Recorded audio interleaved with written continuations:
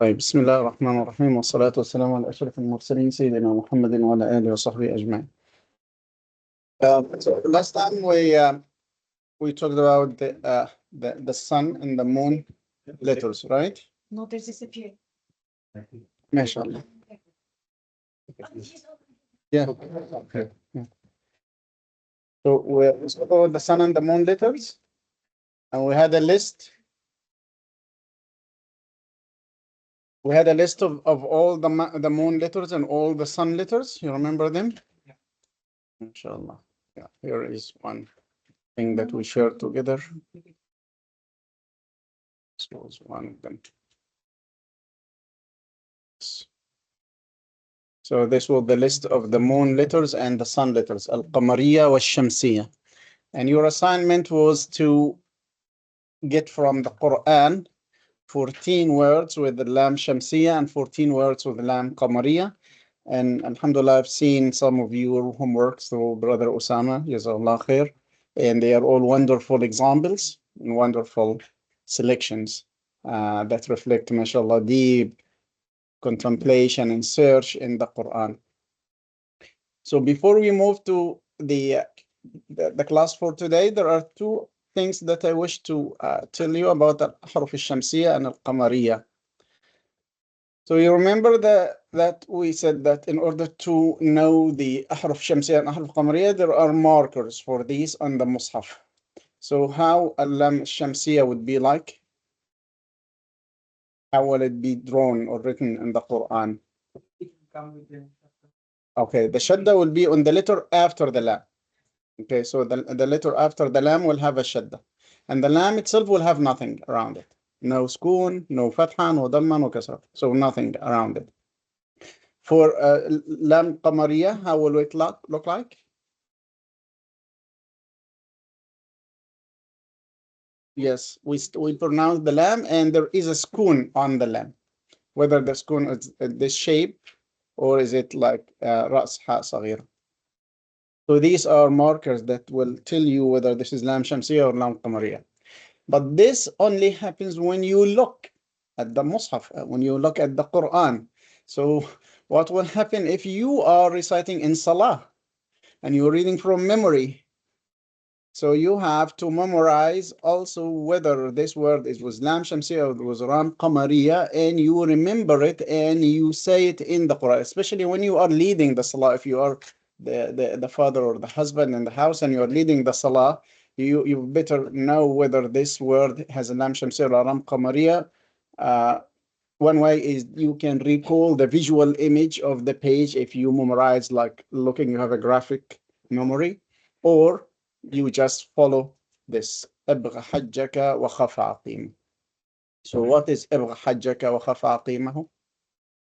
What are these? The other way. These are the Qamariya letters. That's right. These are the Qamariya letters. So for a lot of us non-Arabic speakers, we just memorize it that way. Like we don't know the rule or the meaning behind it, but that's memorize it. Yeah, so we can explain the meaning, but just remembering this or recalling this will give you a quick reference that if the letter after lam is one of these, then pronounce the lam. If it is not, don't pronounce the lam. So this will help you. So because some people ask, why should we care about this if we have the markers in the Mus'haf? We can look at the shadda, whether there is shadda, it's Shamsiyya. No shadda, it's Qamariya. Yeah, but you are not always looking. You can also be reciting from memory, especially in Salah. So أبغى حجك وخف عقيمه is important to remember when you are recalling from memory. Just two.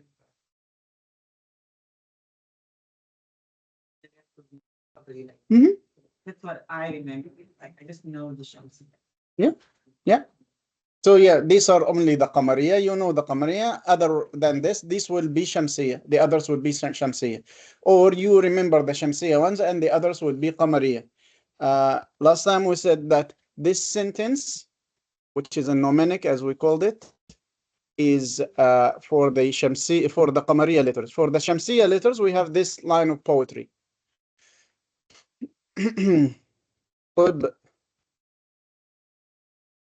house.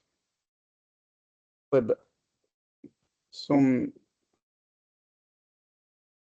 ثم صل رحما تفز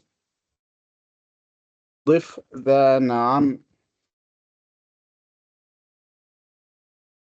دع سوء ظن زر شريفا للكرم.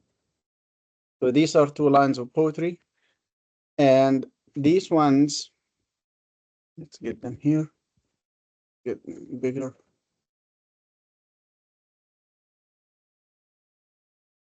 These have got a good meaning, in fact, but they are difficult to remember because what they entail is that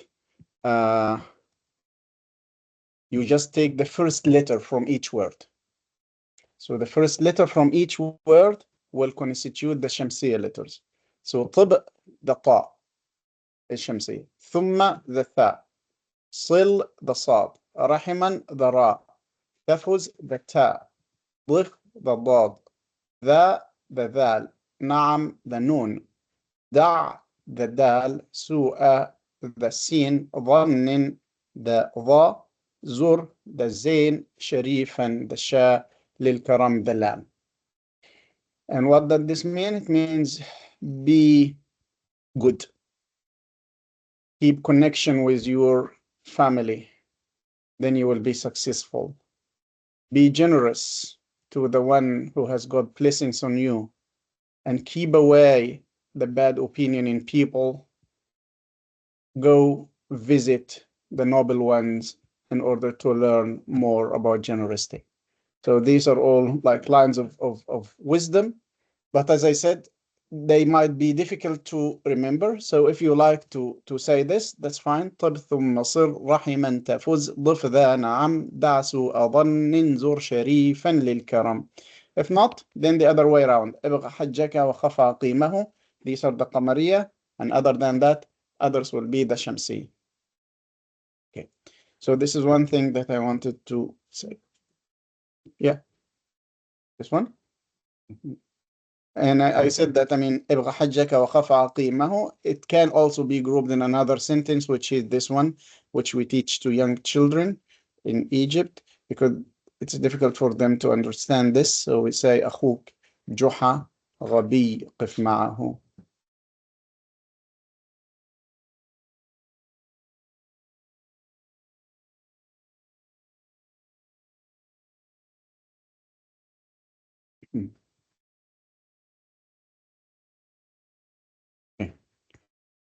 One other thing that is also important is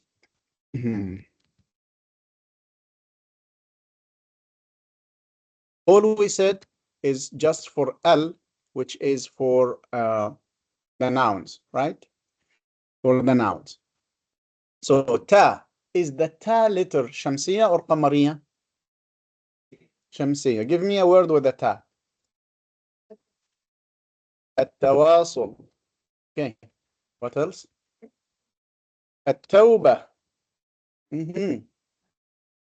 التكاثر. التين. التقوى. Okay, all of these words, mashallah. التراب. No. التغابن. So all of these words are, التواصل is not a Quranic word. تغابن. So all these words start with the ta, and all of these words, when you put alif and lam, the lam will be dropped because this will be shamsiyya. So we say التغابن, التوبة, التكاثر, التين, التقوى. There is also والتالية فالتاليات ذكرى. Okay. فالتاليات ذكرى. التاليات. We don't say فل, we say فالتاليات. Okay. Yeah, it starts with a ta. Okay. I said, Alexander, I said that this is only for the nouns. For nouns. If you have alif and lam in a verb, then this is not the, because the comes only before a noun. If you have alif and lam in the verb, then this is not the, and so you have to pronounce the lam.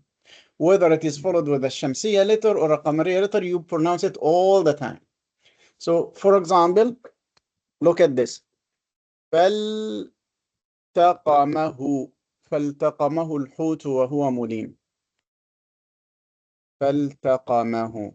So if you compare it with the taliyat, this is the fa, this is the alif, this is the lam, this is the ta. They are the same in these letters, right? So these letters are the same. But yeah, we are explaining it, inshallah. So what I say is that if you have alif and lam in a noun, this means that. If you have alif and lam in a verb, it cannot mean that, because that is only something for a noun. You cannot say that go. I mean, you can say we are on the go, but here the go means we are in the process of going. But we don't say, for example, we are on the eat, or on the move, or on the die, for example. So we do not put that in front of verbs. We put that in front of nouns. So if you have an alif and lam in a verb, this means this is an original part of the verb. And if it is an original part of the verb, you must pronounce it. So looking at these two, فالتاليات ذكرى, we pronounce it فالتاليات. التغابن. But this one, we pronounce it فالتقمه الحوت. فالتقمه الحوت. Why is that? Because this means the حوت, the whale swallowed him, Sayyidina Yunus. فالتقمه, the حوت swallowed him. It's a verb. فالتقمه الحوت. Right? So we put a shadda for this one. فالتاليات, but for this here we keep the lam with a clear sukun. فالتقمه. Another example like this is فالتقطه. فالتقطه آل فرعون. Oh yeah.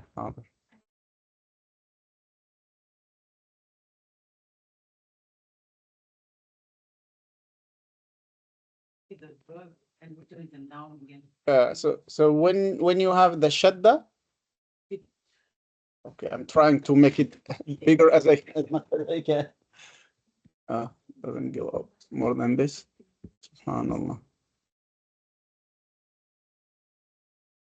That's why I need to. In fact, I need to use this board is here.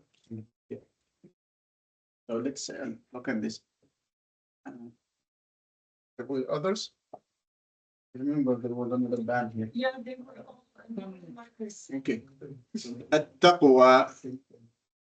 The word التقوى, and then we have التقط. التقط.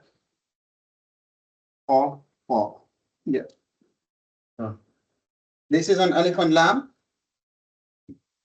and this is an alif and lam. Yeah, we're looking about it. This is a ta, and this is a ta, right?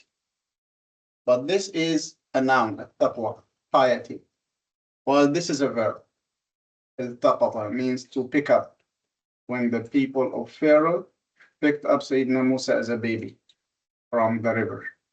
فالتقط.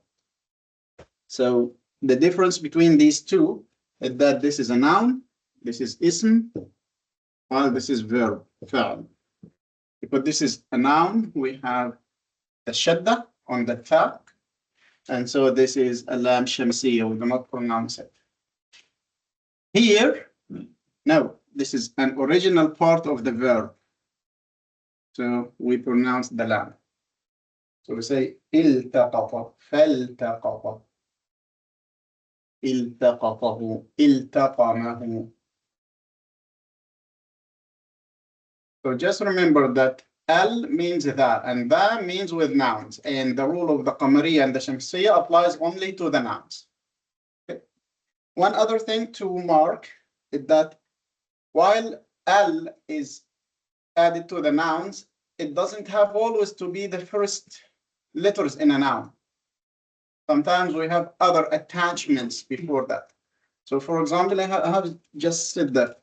So if I say فالتاليات ذكرى. التاليات. So we have the word التالية, those who recite.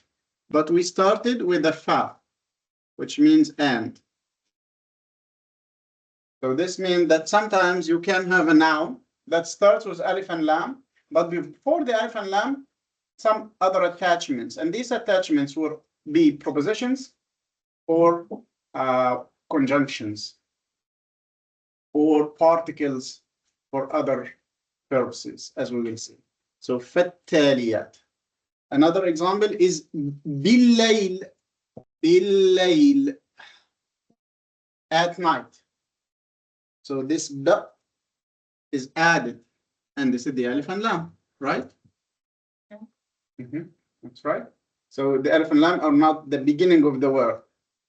The preposition is attached to the word. So Shamsi, they don't have to be the beginning. They can be like this as well. Yeah, I mean, but they are at the beginning of the noun. But before them, we can have one letter like this. We can sometimes have one letter, and this letter will always be a preposition or a conjunction. So here it is a conjunction, fa, and here it is a preposition, billayl. Billahi. Say billahi. Billahi. This ba is a preposition. And then the word Allah, which has got an alif and lam, as we said before, and this lam is shamsiyya. So we can have one letter before the alif and lam. We can have two letters before the alif and lam if we have a conjunction and a preposition. A conjunction and a preposition. For example, abillahi. So look at this. Abillahi. So we have this hamza, which means do. So this is used for questioning. And then the ba, which is a preposition. And then the word Allah. أَبِاللَّهِ وَآيَاتِهِ وَرَسُولِهِ كُنْتُمْ تَسْتَهْزِئُونَ in Surah At-Tawbah. You say questioning. What do you mean in English if you have to translate that? If we translate that, it means, do you by Allah mock? So this hamza is for questioning. Abillahi. So in Arabic, there are some letters we call particles. Particles because we use them for different purposes. Sometimes we use them as prepositions. Sometimes we use them as conjunctions, for swearing, or for asking questions. If they are just one letter, we do not just leave it. We attach it to the word. If it is more than one letter, we can make it a separate word. So for example, we have min. These are two letters. So it's a separate word. But li cannot stand alone. So we attach it to the word after it. Fa, we also attach it to the word next to it. Even wa, we attach it, but because wa does not link, people just look at it as a separate thing. But the truth is that the space before wa is bigger than the space after wa, because it is attached to the word, but it doesn't link. So we can have the alif and lam preceded with one letter, like billayl, billahi, fattaliyati. We can have it preceded by two letters, like abillahi. And the maximum we can have it preceded by three letters. And the example in the Quran is this one. Ta, fa, bil, batil. أفبالباطل يؤمنون. أفبالباطل يؤمنون. Do they then with the batil coincide? SubhanAllah. So again, this a means do. This fa means and. This ba is a preposition. And then this al is that. And where is the noun? This is the noun, batil. Batil, which is the opposite of the truth. What is the opposite of the truth in English? False. Falsehood. Falsehood. So, afa bil batil means do then they with falsehood believe, or in falsehood believe. Afa bil batil. So these are still the alif and lam that we talk about, but they are not the beginning of the word because the attachments at the beginning are for other purposes. Let's look at the Quran and the Mus'haf to see examples of these.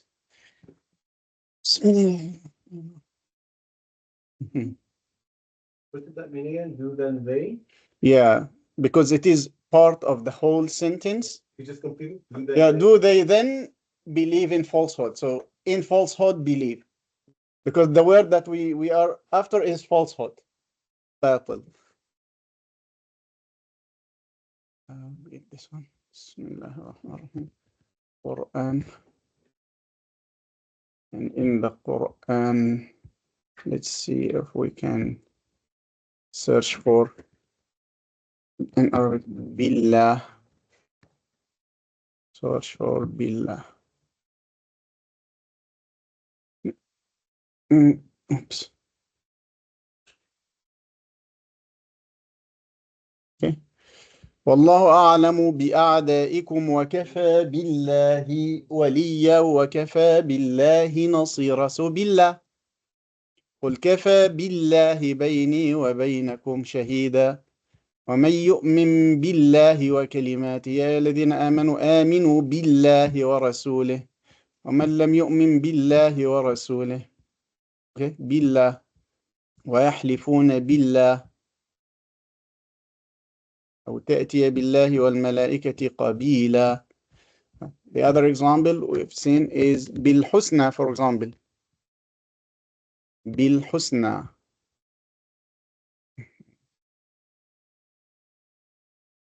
وصدق بالحسنى وكذب بالحسنى. To believe in the truth. بالحسنى. So this B is a proposition. And then we have this lam, which is qamariya because it is followed by ha. Ibgha ha, hajjaka. An example for two letters before L include, what did we say here? Abillahi. Abillahi. ولئن سألتهم ليقولن إنما كنا نخوض ونلعب قل أبالله أبالله وآياته ورسوله كنتم تستهزئون. So alif, hamza, ba, and then this alif and lam. And this is shamsiya, so the lam has nothing, and then the shadda after it. Third example is for أفى بالباطل. Sorry. أفى بالباطل.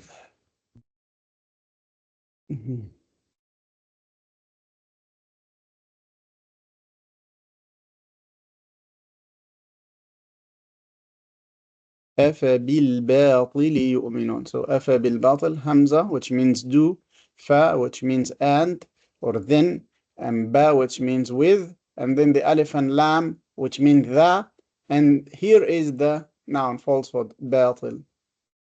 Batil. So all of these are attachments at the beginning. أفى بالباطل يؤمنون وبنعمة الله هم يكفرون. It's repeated twice in Surah Al-Nahl and in Surah Al-Ankabut.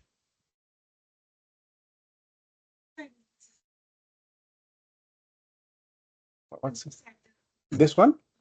It's just called Quran.com.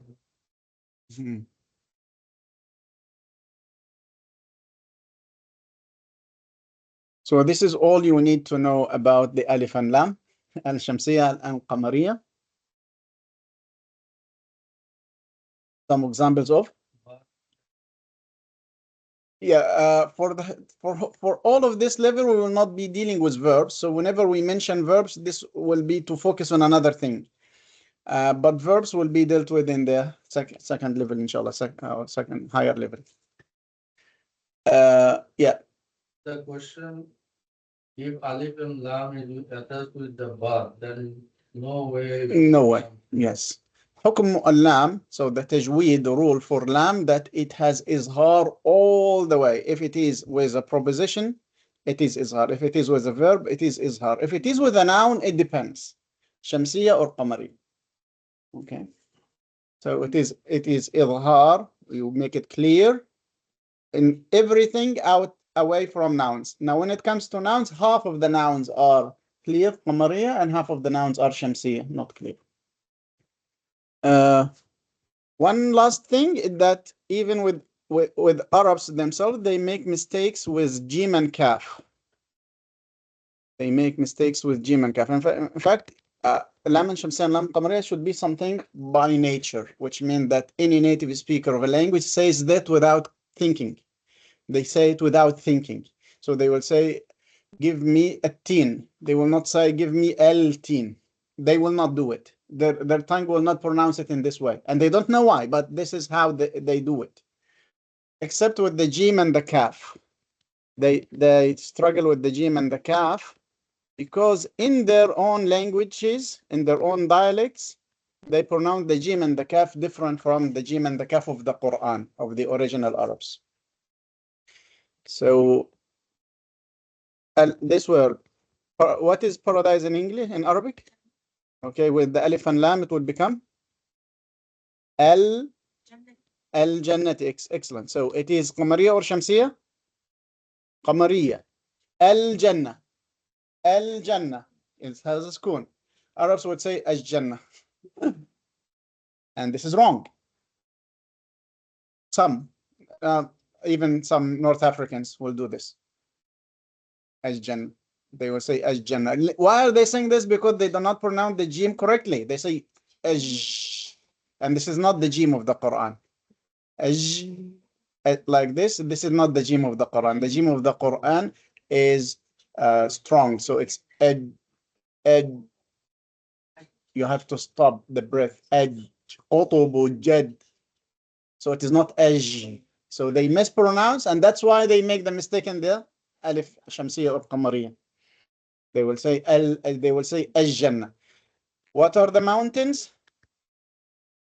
Jabal. That's right. With the alif and lam, al-jibal. Yeah, Arabs would say al-jibal. And this is a mistake. Okay, so they will make mistake in this one. They say al-jibal. وإذا الجبال سيرت. They will say وإذا الجبال سيرت, and this is wrong. This is a mistake. They have to say وإذا الجبال سيرت.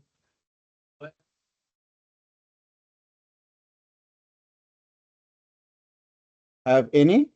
An implication of interpretation. Well, it means that you are not pronouncing correctly. So you are not pronouncing as the Prophet ﷺ pronounced, or the early Arabs pronounced. So you, as a non-native speaker of English, of Arabic, you will know these letters and you will follow them. For Arabs, they do not care because they say we say it by default. We say it by nature. But when they come here, they make the mistake because they are not pronouncing the jim correctly. It will not change the meaning, but it will change the articulation of the word. So it will not be clear. And sometimes it can be confused with another word. The kaf, the same thing. Yes. Yeah, this is a totally different thing. Yeah. This sound doesn't exist in Arabic. This ga doesn't exist in Quranic Arabic. Yeah, it is. Yeah. Why does it? Well, it is in northern Egypt, so not where I come from. I come from the upper Egypt, which is the southern part of Egypt. And if I pronounce ga in my city or in my village, they may beat me to death. Yeah, because this means you're a corrupted northern. You come from Cairo. Yeah, of course. Yeah, it is standard for them now. But I mean, you cannot say إذا جاء نصر الله والفتح. It's totally forbidden. No, they cannot. Yeah, two different. Yeah, subhanallah. And that's why they don't even know how to write it, because this letter does not this sound does not have a letter in the Arabic alphabet. So they use the jim and replace it with the gim. Then when they say something like al-Jannah, they will say al-Jannah. But what about George? Someone, his name is George. They cannot say Gorg. So they export another letter from Persian, which is a jim with 3 dots, in order to force themselves to say J. Although it is J with 1 dot. But they placed the J with 1 dot for a G. So they get another one for the J. Subhanallah. And the Moroccans would write it with a kaf. And the Syrians will write it with a ghain. So they would say al-lugha al-in. Okay, so let's say English. Egyptians would write it like this, al-Ingiliziyya. And they think that this jim is the same as g, so they will pronounce it al-Ingiliziyya. While Syrians will say an Ingiliziyya, because they think that this g is closer to g. Now Moroccans would write it al-Inkliziyya, because they think, but they will not pronounce it k, they will pronounce it g, but they will write it with a k. So they all will pronounce it ing, but because this g does not have a corresponding letter, they will represent it in this way.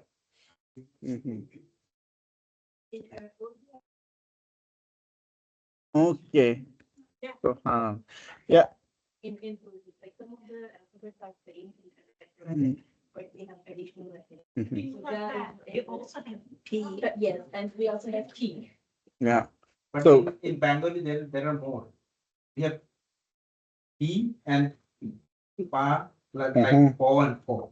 yeah. Yeah, this is another thing for the qaf is difficult also for Arabs to pronounce, so they reduce it to another thing. So northern Egyptians will pronounce it a, so we'll say alam rather than qalam. Okay, this is just alam. Yeah. For where I come from, I will say galam with a ga, so I will not say qalam. No Arab would say qalam. They would say galam or qalam or kalam. You come from Yemen? Algeria. Qaf is okay, not all of Algeria, not all of Algeria. So even the Arabs are struggling with some of the letters because they have been distanced from the language of the Quran in their dialect. So I just wanted to tell you that Al-Jannah and Al-Jibal, you may listen to some Arabs saying Al-Jannah, Al-Jannah and Al-Jibal, and this is a mistake. And they are doing this because they are overconfident in their capacity of pronouncing the letter Shamsiya and Qamariya, but they make this mistake. Yeah, they can make this mistake.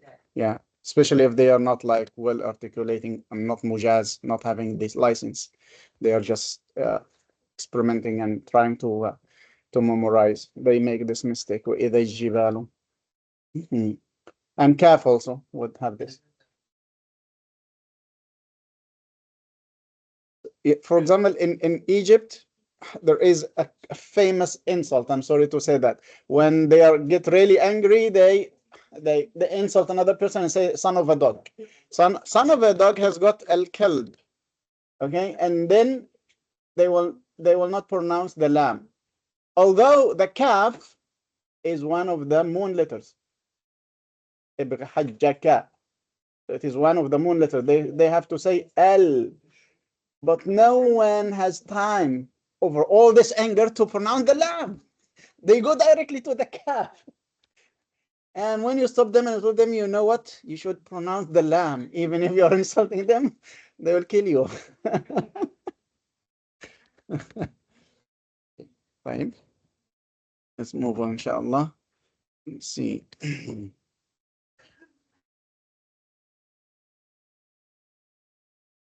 My sheikh once, I have an Egyptian sheikh. My other sheikh here is Iraqi. So my Egyptian sheikh was in the street and he became so much overwhelmed and distressed because people were quarreling and shouting and insulting.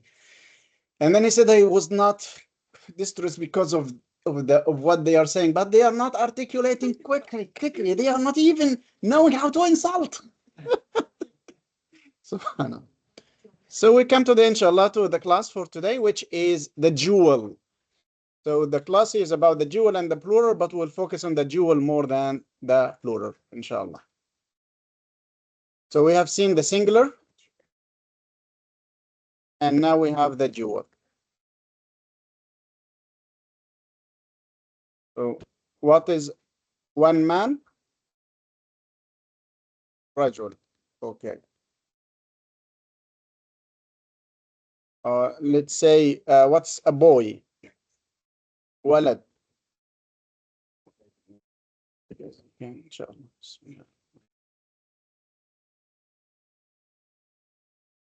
Walad.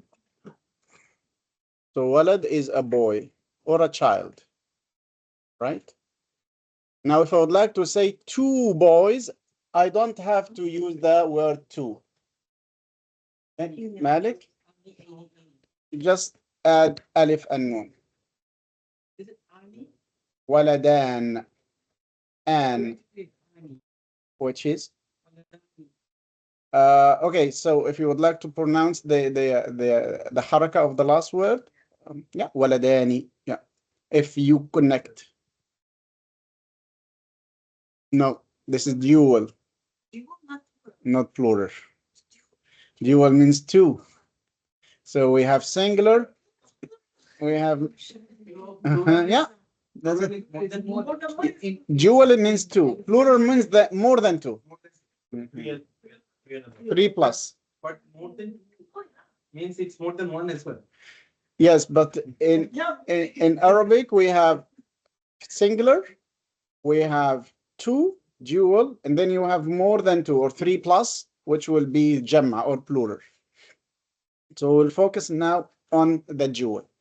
The marker of the dual is to add alif and nun. And waladan. So in Arabic, you don't, when you say two boys, in fact, you don't pronounce the word two because you don't need it. You have a marker in the word that showed that they are two. Okay? Because the English two boys, in fact, is the word two and then the word boys, which is in the plural. It has got the S, which is a marker for the plural. But in Arabic, you don't need this because the marker for the plural will come with the plural. We have a marker for the two, for the dual, which is alif and nun, waladan. So what about a girl? What is a girl? And so two girls, bintan. No, yes. Yeah, to the end. Bintan. That's easy. And good. Finally, something easy. Bintan. Okay. Mumtaz. Bintan. What is a magician? Ah, that's right. Sahir. Sahir. And so two would be sahiran. Yeah, sahiran. Sahiran. Baytan. Okay, we will write it inshallah. But for sahir, so we have the word sahir, which is a magician. Sometimes it is mentioned in the Quran as sihr, only sihr. So sihr means magic, and it also means the person who practices magic. So you will find it in the Quran also sihran. Sihran, which means two magicians. You write the singular as well. Sahir? You just remove the alif and nun. This will be the singular. We are just adding to the singular. Saniha said bayt. So baytan. Baytan. Baytan, two houses. You remove the alif and nun, you are left with the singular, bayt.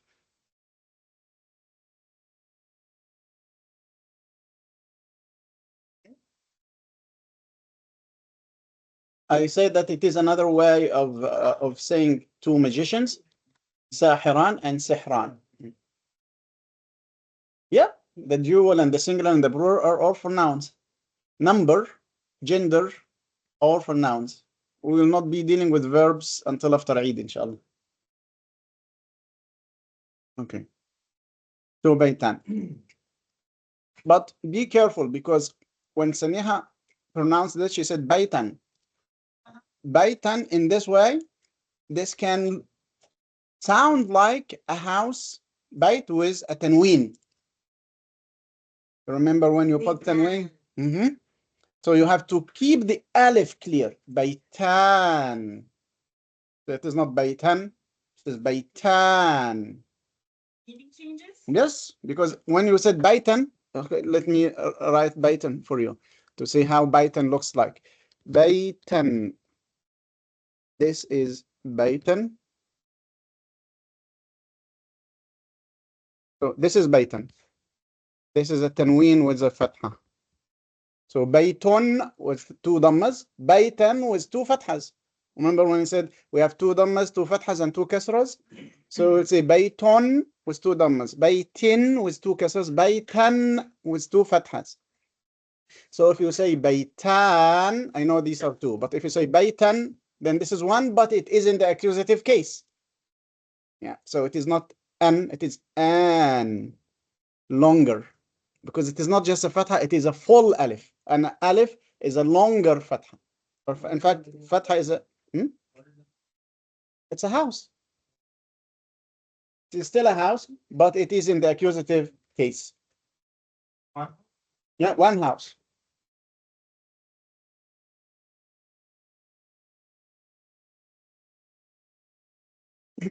So Baitan in this way is mentioned in the Quran. So let's say where this is mentioned in the Quran. And we'll see examples from the Google in the Quran, inshallah. كمثل العنكبوت اتخذت بيتا وامرأة فرعون إذ قالت رب ابن لي عندك بيتا. So this is بيتا, just one house. امرأة فرعون asked for one house in Jannah, not two. Okay, so بيتا is different from بيتان. Okay, now let's have another example. So بيتان, these are two houses. Okay, Bintan, these are two girls, not Bintan, because Bintan would also be one. Bintan. Okay. When it comes to a man, there will be a bit of a change. So what is a man? And two men? Rajulan. But look how it is written. Now the alif is after the lam, so it becomes lam alif. So the an is still there, but because lam came before it, so it becomes lam alif. Okay, so this happens with any word that ends with lam. So if we say, what's a mountain? Jabal. And two mountains would be Jabalan. So this happens with any word that ends with a lam when you add the alif nun. Jabalan.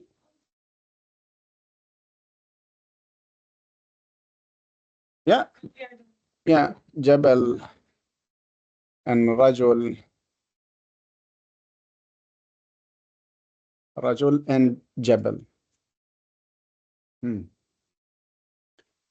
so this is the first change that we see. For the examples before this, we just added an alif and nun and no change to the singular. Now this is a slight change in the form of the letter. So we will not just make an lam and then the lam is attached to an alif, because it will be like a U letter. And we do not have this shape in Arabic, so we just make it an alif, a lam alif. So even if I try to put an alif here, the computer would change it like this.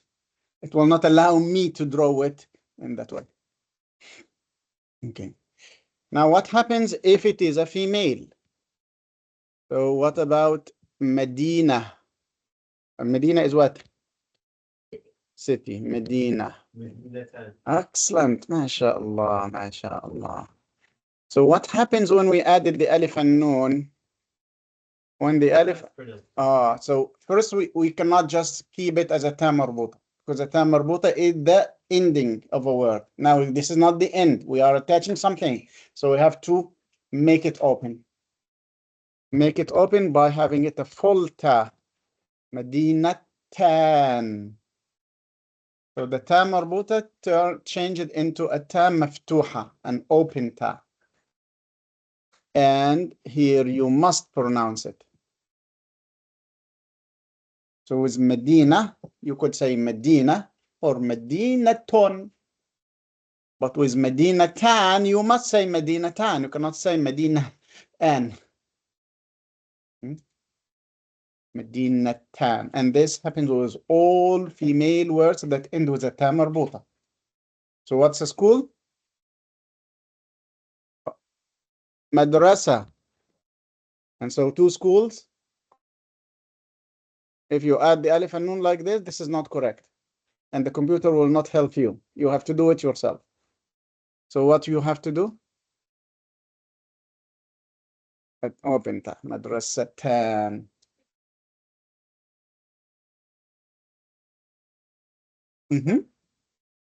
That's right. Excellent. Madrasatan. So madrasatan, madinatan. So we add an alif and nun to a female word that ends with a ta marbuta, and this makes the ta open. Okay. So what is one garden? Jannah. And two gardens? Jannatan. How to write Jannatan? Who can tell me? Spell. Jim, Noon, Ta, Alif, Noon. Jannatan. Jannatan. So while the singular is what? Jannah. Yeah. Jannah. But the dual would be Jannatan. Jannatan. We have Jannatan in the Quran. Let's. In Surah Rahman, MashaAllah. وَلِمَنْ خَافَ مَقَامَ رَبِّهِ Jannatan. Okay. In fact, we have it in more than one surah. So, وَمِن دُونِهِمَا جَنَّتَانِ وَلِمَنْ خَافَ مَقَامَ رَبِّهِ جَنَّتَانِ لَقَدْ كَانَ لِسَبَإٍ فِي مَسْكَنِهِمْ آيَةٌ جَنَّتَانِ. Two gardens, two jannats, two paradises. Jannatan. So the singular is Jannah, but the dual is Jannatan. Mumtaz. So we have seen for the singular masculine and the singular feminine.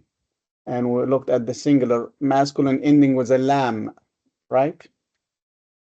Now let's look at a singular ending with an alif maqsura. An alif maqsura like asa. Okay, so let's keep it another time, okay? Because I don't want to complicate it now. So we have the alif and nun is the marker for the dual. Okay, that's good. Good to know this. But this is only if it is nominative. What is nominative? This means if it is marfu', and if it is the subject. We have another form if it is accusative and genitive together. So inshallah, we don't have three, we have only two. The second form is ya and nun. Okay? Which means that we can say waladan and we can say waladain. Bintan and bintain. Jannatan and jannatain. Madrasatan and madrasatain. So what is the difference between these two? The case.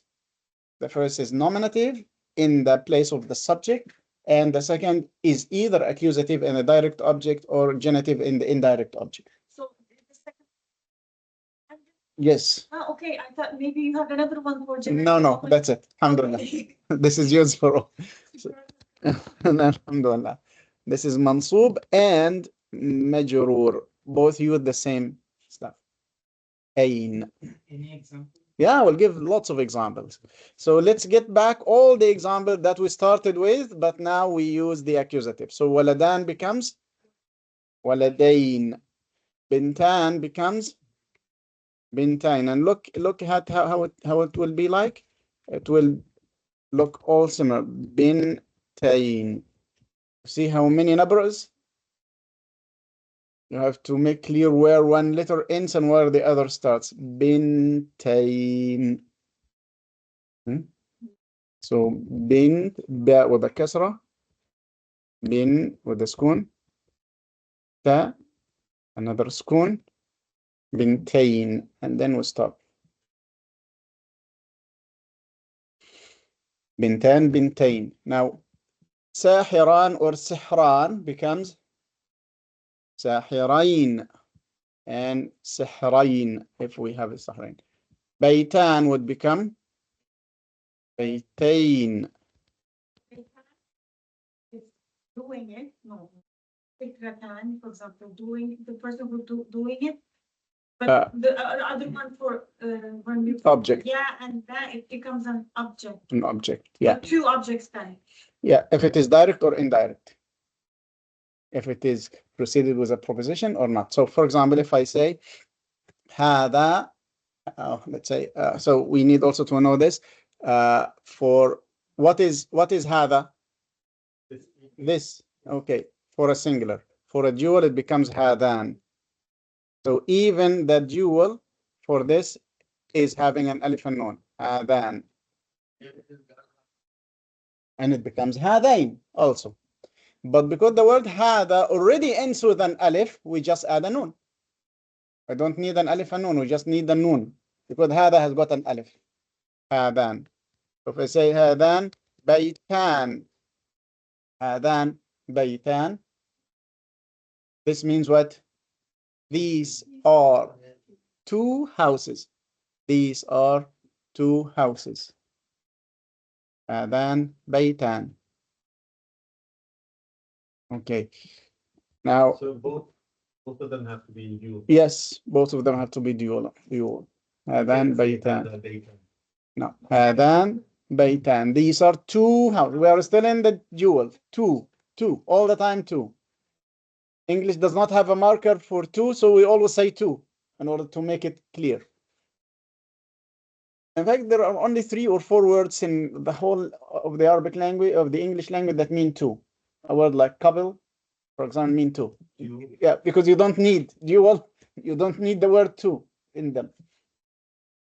So هذان بيتان. Now, if you say, I live in these two houses, في هذين البيتين. I live. So don't worry about I live in Arabic now, because we will look at the verb later on. But in these two houses, in means في. These two. So هذين.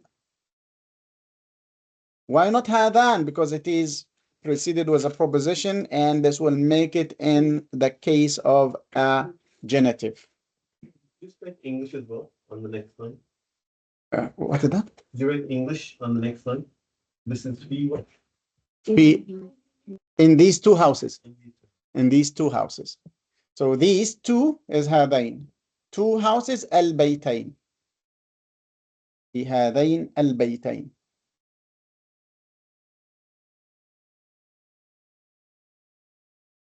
I live in these two houses. So you are nominating them. These two. I'm pointing at them. So they are marked. So I'm not living in any two houses. I'm not in the two houses that I'm referring to. The object. These are indirect objects. The indirect objects become accusative. Accusative. Yeah. Indirect object is genitive. Direct object is accusative. Direct object is accusative. If you say, for example, I bought these two houses. I bought اشتريت هذين البيتين. So it will look like the same. اشتريت. This means I bought هذين البيتين. So whether they are the direct object, they will look like this, or the indirect object, they will still be the same.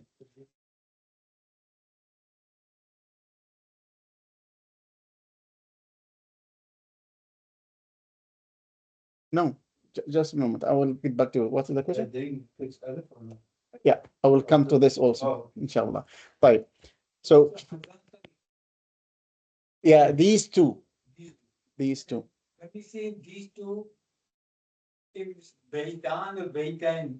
What does that difference make? Yeah, the difference is in the position in the sentence, the case, whether it is in the place of the subject or the place of the object. That's why this is a complete sentence. Hadan Baitan. These are two houses. This is a complete sentence. So this is in the subject and two houses are in the predicate. And both the predicate and the subject are parts of the nominal sentence and all of them are nominative. So all of them will be marfu'a. And marfu'a for the dual, we no longer use a dhamma or a fatha or a kasra. The dual has got its own way of doing it, which is alif and nun or ya and nun. So we do not have a fatha or a dhamma or a kasra for the dual. It has its own markers, alif and nun. This means that for marfu', one marker of marfu' is the dhamma. Another marker is the two dhammas, tanween. A third marker is the alif and nun, if it is the dual. And more will come when we speak about the plural, okay? So we're just taking it step by step. A question, I will come to your question. So the question here, the first sentence, both are nominative. And the second sentence, both are accusative, both are genitive, because they are preceded by a proposition. So they are indirect. Now the last ones, these are the direct object. I bought them. So they are accusative. Okay? What is the meaning? This is part of a sentence. I live in these two. So I just got this part, in these two. If you need the complete sentence, you can say أعيش. أعيش, I live في هذين البيتين. Muaz or Abdul Rahman? Abdul Malik. Abdul Malik asked the question. He said, هذان, we can see the alif and nun at the end.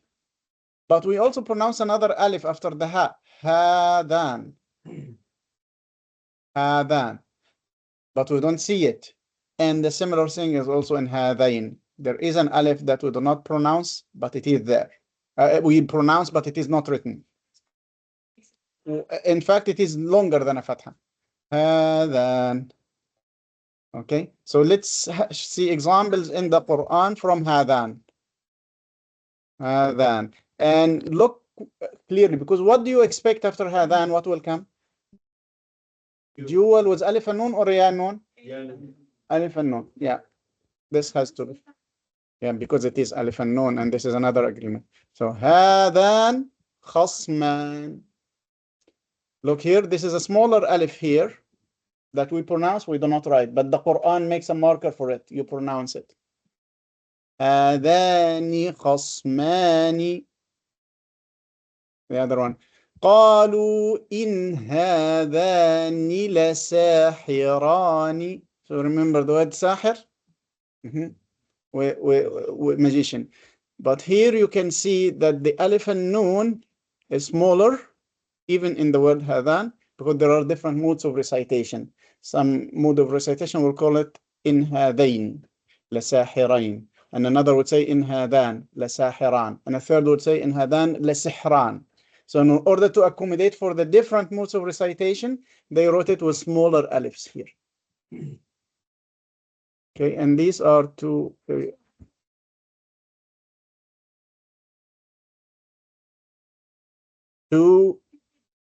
Yeah. Yes. So the ayah, in fact, comes. Two magicians. Two magicians. These are two magicians. These are two magicians. Yeah, remember, two all the time. The Quran in this ayah is from Surah Taha. The Quran is mentioning how the people of Quraysh, not the people, the Jews, how the Jews said, we will not believe in Muhammad except when he receives something like Moses received before.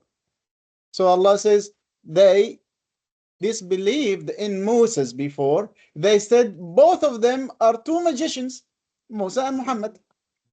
So these are two magicians. This is one interpretation. Another interpretation says that they said these are two magicians because Musa and Harun, they both two together. So both are magicians and they came to us. قالوا إن هذان. So in fact, this هذان لساحران in Surah Musa and Surah Taha, this refers to Musa and Harun.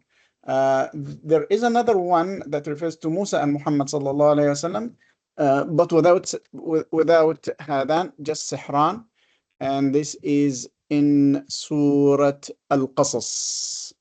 فلما جاءهم الحق من عندنا قالوا لولا أوتي مثل ما أوتي موسى أولم يكفروا بما أوتي موسى من قبل قالوا سحران. And here the alif is quite big. سحران, two magicians. Okay. طيب ما شاء الله. Okay. Now let's look at an example that has got a ya and nun. So what is a Jannah? The dual of Jannah? جنتين. Okay, ممتاز ما شاء الله شيخ. جنتين حجة. جنتين with the ya and nun, we have a lot of that. واضرب لهم مثلا رجلين جعلنا لأحدهما جنتين. So we have جنتين and we have رجلين. سورة الكهف. رجلين, two men. So رجلان, رجلين. جنتان, جنتين. In Surah Al-Saba, فأعرضوا فأرسلنا عليهم سيل العرم وبدلناهم بجنتيهم جنتين. So we replaced their two gardens with two other gardens. Okay. جنتين. So we have جنتين here. Okay. So this is one important thing to know about the dual. The marker is alif and nun or ya and nun. Ya and nun will be for the accusative or the genitive, and alif and nun will be only for the nominative. Right. Okay, mashallah. Let's move on with more on the dual. You remember idafa? Idafa. What is idafa? Here, do it.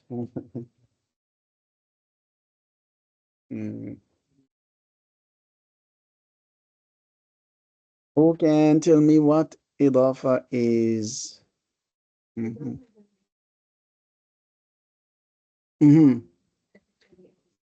MashaAllah, MashaAllah, MashaAllah, MashaAllah. That's right. So idafa means a possession. Someone possesses something, or two words, both are nouns. The first is owned, the second is the owner. Kitabu Ahmed. Yep. Kitabu Ahmed, or part to a whole. Babu al-Masjid. Babu al-Masjid, the door of the mosque. Okay. Babu al-Madrasa. Computer Antar. The computer and the Antar. The computer of Antar. This is called idafa. This is the state of idafa. This state of idafa, if you have a jewel, you drop the nun. You drop the nun. So if I would like to say the two daughters of Kareem. So what are the two daughters? Bintan. Bintan Kareem. No. Kareeman, it is enough to have one. You drop the nun, so it becomes Binta. Binta Kareem. Yeah. So Bintan means two daughters, right? But these are the two daughters of Kareem. Because now they are mudaf and mudaf ilayh, which is idafa, which is a state of possession. We can have another form of the dual, which is you drop the nun. And what's left is the alif. And this alif means that they are two. Binta Karim. Binta Karim. Okay. Now you will discover something you might know for the first time in your life. What's a hand? Yad. What are two hands? Yadan. Excellent. Yadan. What are the two hands of Abi Lahab? Not Yadan, Abi Lahab. Yada. You know now why we say Yada? Okay, that's why we say Yada Abi Lahab. So we don't say Yadan because this is Idafa. This is a position. Abu Lahab is possessing his two hands.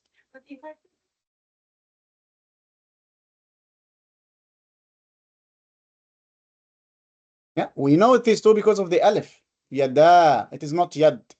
It is yada. Because it is fully yada, which means this alif is in fact a marker for the jewel, and there is a noon that has been dropped because of the idafa. If we look at the Quran,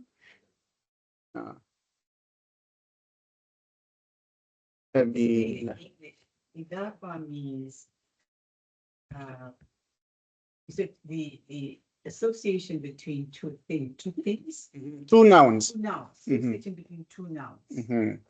So hand and lahab. Yes. Computer and use and check. So is it a sentence? It is not a sentence. It is just two words, compounds two words, and they have the meaning of one possessing the other. The second one will be possessing the first noun. And this will translate into apostrophe S or the of. So we say Kitabu Ahmad. Kitab means book, and Ahmad is a person. But because they are next to each other in Arabic, this means Ahmad's book or the book of Ahmad. Okay, so we don't need now al. We don't need now a word for of. Just because they are next to each other, this is enough.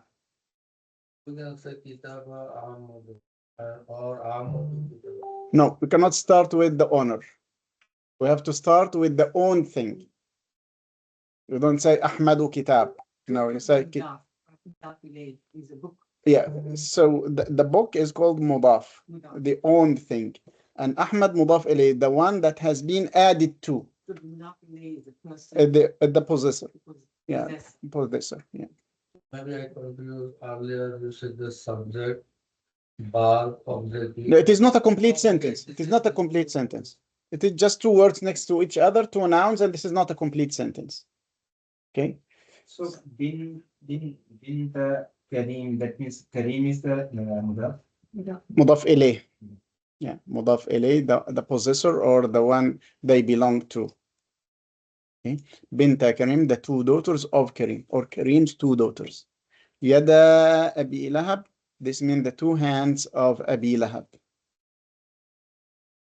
One day, one sheikh went to Al-Badiyah. And as you know, people in Al-Badiyah, this is the desert in Arabia. They speak naturally like correct Arabic. And he wanted to teach the kids there. So he got one of the kids and he said, repeat after me. Tabbat yada. And the kid said, Tabbat yadan. So naturally he said yadan. He cannot say yada only. He has to say yadan because now this is not mudaf and mudaf ilayh because you stopped. If you told me yadahu, I would have completed. But you stopped at yada. So you cannot stop here. If you stop, you have to say yadan. If you complete, you say yada Abi Lahab. So in fact, now they have become as just one fused unit. You cannot separate them. Cannot separate them. So we say tabbat yada Abi Lahab wa tab. If you have to stop, you say tabbat yada, and because the noon is not mentioned in the Quran, you have to start again. So tabbat yada Abi Lahab wa tab. And we will see examples of this, inshallah.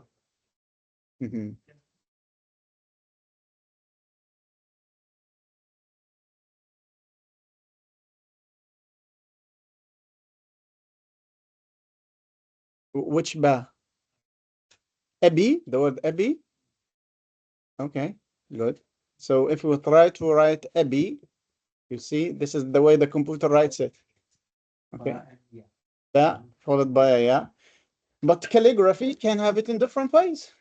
So you can write it like this. B. And write it like this. The B. And write it sometimes like this. Oh. Oh, yeah.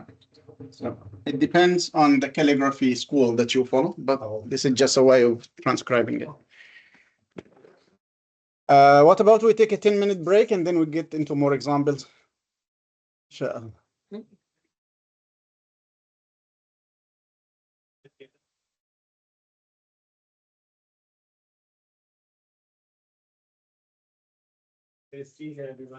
Yeah, you can take some tea and some sweets.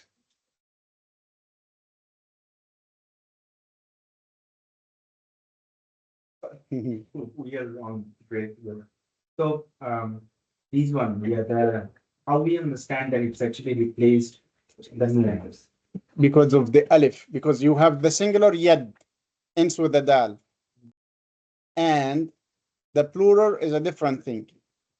And so you are left with the jewel, and the jewel ends with alif and noon. There is no noon, but there is alif. So we know that this is a jewel.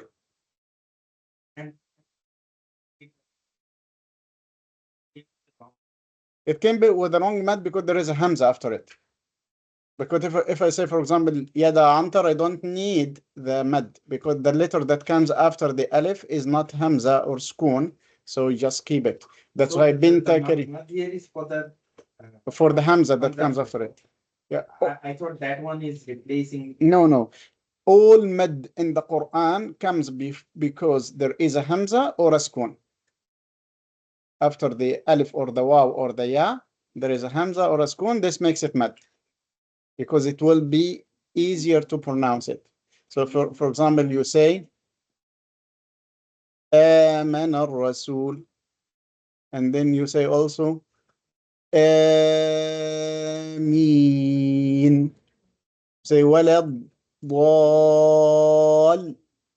This is a skoon after the al, after the mad. ولا ضالين. So it has to be a hamza or a skoon after the حرف مد.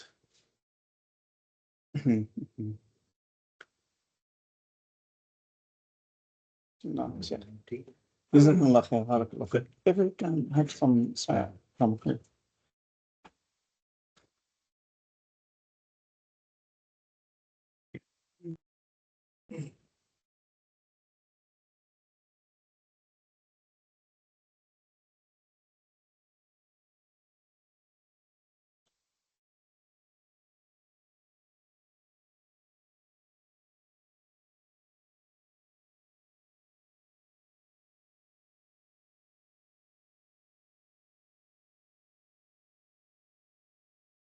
جزاكم الله خير حبيبي. كرمكم الله.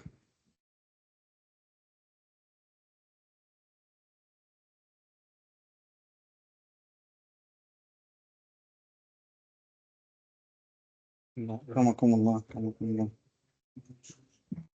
لك المال والبنون.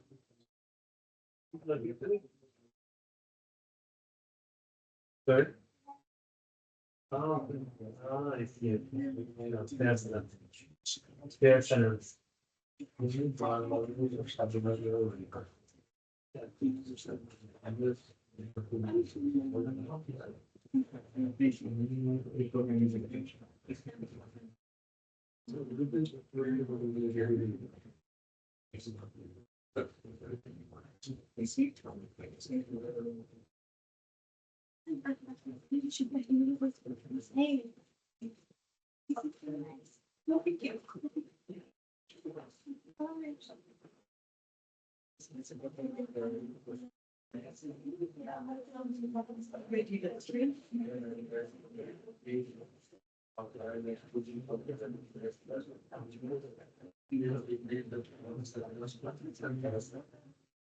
I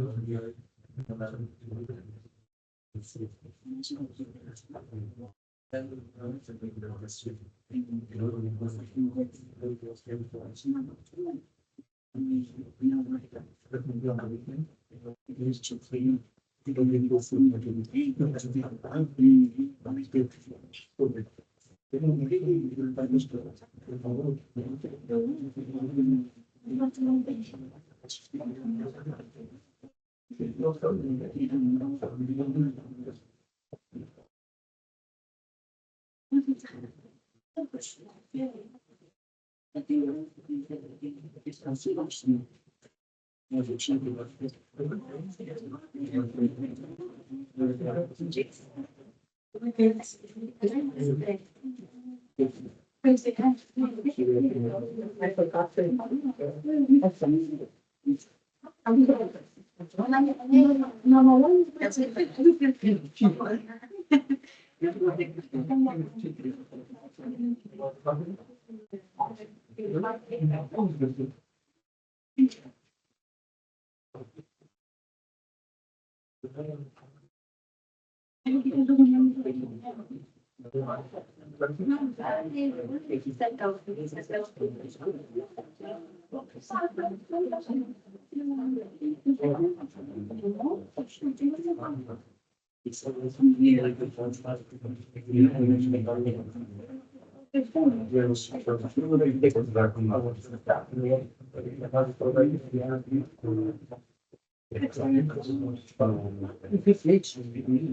I'm looking for you just as we can.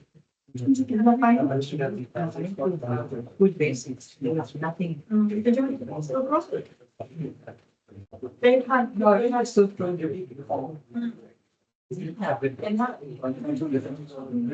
They don't have to give them feed themselves. When we care for good brand, you buy. Yeah, yeah. Without the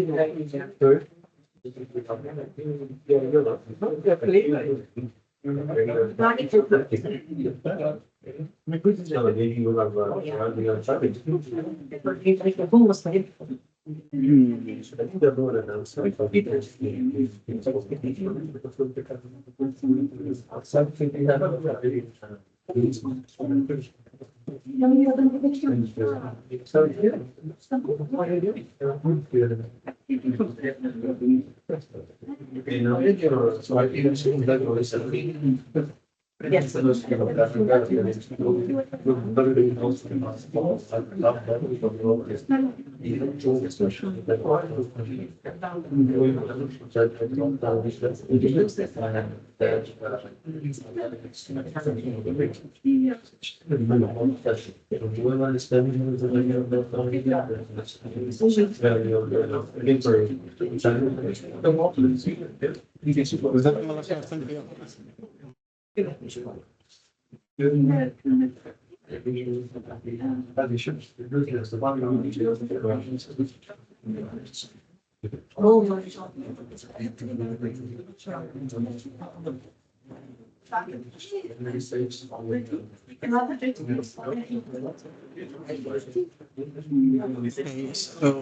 shall we carry on inshallah? طيب جزاكم الله خير. طيب بسم الله الرحمن الرحيم والصلاة والسلام على أشرف المرسلين سيدنا محمد وعلى آله وصحبه أجمعين. So we stopped here when we said that you can drop the noon if it is in idafa, which means in the case of possession. And likewise, you do also if it is in the accusative, which means you also drop the noon and what is left will be the ya. So if I say bintayn, for example, I met the two daughters of Karim. I met. So they are now the object. So I say bintay Karim. Bintay Karim. And this would mean that they are dual because I know that bint is singular. Banat is plural. Bintain is dual, and also bintay without the noon is plural, is a dual. Yes. No, bintay. Yeah. Bintay.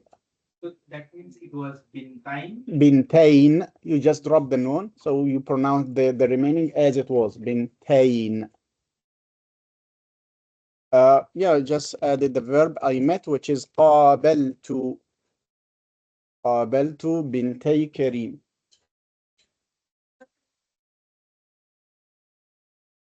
It is an object. If it is an object, you add ya and noon. We added the ya and noon because Kareem came, we have to drop the noon. So if I remove Kareem, I would say bintain. I would say I met two girls. قابلت بنتين. Is it another? Yes. Okay, and when it's in the middle of the sentence, another word comes, it becomes, noon is deleted. If there is a relationship of position between them. In terms of meaning. Yeah. They are the two daughters of. They have to get this meaning. If I say, for example, قابلت بنتين جميلتين. So what is جميلتين? Beautiful. So this is not the end of the sentence. Because the adjective shadows the noun 100%. But then the word comes after. Position, right? If noon is dropped or not. Yeah, but it is not dropped. It is not dropped here because this is not possession. I met two beautiful girls. Okay, so the word Jamila is not a noun, it is an adjective.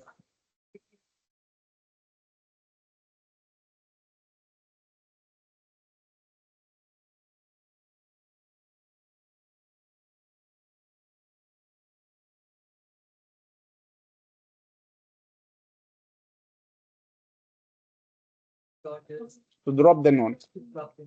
Mhm. We're definitely talking about without only without cases. Mhm. Sorry. Yeah, that's good. Yeah, I know that it takes time to digest all of that. Higher words. I'm sorry about that. It's a new language. Arabic, No. I don't know Arabic. No problem. We're just trying to get it. I know that the jewel even doesn't exist in English. So, so we're saying about something that when I was studying in the University of London, I knew about the trual, which is some languages have got three, and this is not the plural. So they have one singular, two dual, three trial, and then four would be the plural. And this was difficult to me to understand that three is not plural. And they have a marker by their own. Well, it used to have dual. Yeah, in Old English and Middle English, they used to have that. And in fact, we have still some like remaining fossilized words like that. That means two. I wrote an article about that, and I got some words like this. I can share it with you, inshallah, after we finish. So yeah, keep here, inshallah. Can we do maybe another example of just to consolidate? Yeah, we'll see, inshallah, examples from the Quran.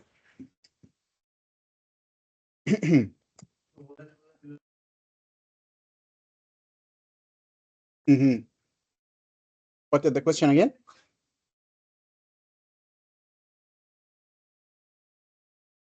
Bintain? Yeah. Bintay, yeah. Yeah, so قابلت means I met the two daughters, because the two daughters now are the ones who have been met, so they are the object. So I say bintain, not bintan. And because the adjective follows as a shadow, so it has to be jamilatain, not jamilatan, not jamila, not jamilat. Exactly as the noun, jamilatain. Okay, two beautiful girls. So you see the English translation, you have to insert two in some place. We don't have to put two at all. And you have to start with the adjective. We keep the adjective at the end. So bintain. Previously,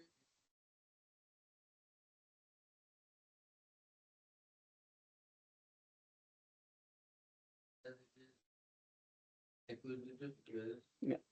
When I said قابلت بنتي كريم, it was still accusative because they are still in the object, but because they are in إضافة, which is possession, I drop the noun. قابلت بنتين. I can say something like this. قابلت بنتين في المدرسة. قابلت بنتين في المدرسة. So still the word بنتين is not the end of the sentence. But what comes after بنتين is not إضافة. I met two girls in the school. Mhm. You can have بنت. Yeah. Yes.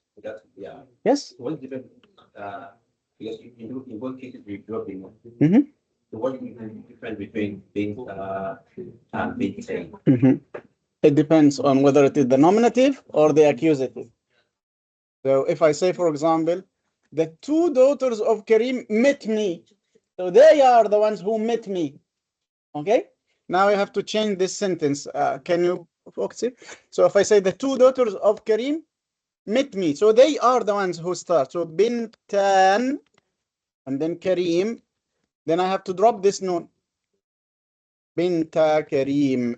And then they met me. Okay? Binta Karim. Or I say Binta Karim Hona. Binta Karim Hona means Here. they are here. So Binta Karim Hona. So we still drop the noun. Let's have two daughters. Bint. Yes, no problem. So that's when being saying comes. Yes. Mansub or majroor. Accusative or genitive. Can we see an example of that being type known drop? In the Quran? Yeah, we'll see inshallah examples for all of these. So let's recap before we get into examples of the Quran. We say that the jewel means two, and it has got the marker of alif and nun, right? Alif and nun if it is nominative, or ya and nun if it is accusative or genitive. Okay, accusative or genitive. This we have done, alhamdulillah. Then if the word ends with lam, it turns into lam alif. Like rajul, rajulan, jabal, jabilan. If a word ends with a ta marbuta, it turns into a ta maftuha. Like Medina, Madinatan, Madrasa, Madrasatan, and it must be pronounced. Then if there is idafa, which is possession, one possessive the other, we drop the nun. Whether it is nominative, accusative, or genitive, doesn't matter because they are in idafa. So that we drop the nun. This is all that we have.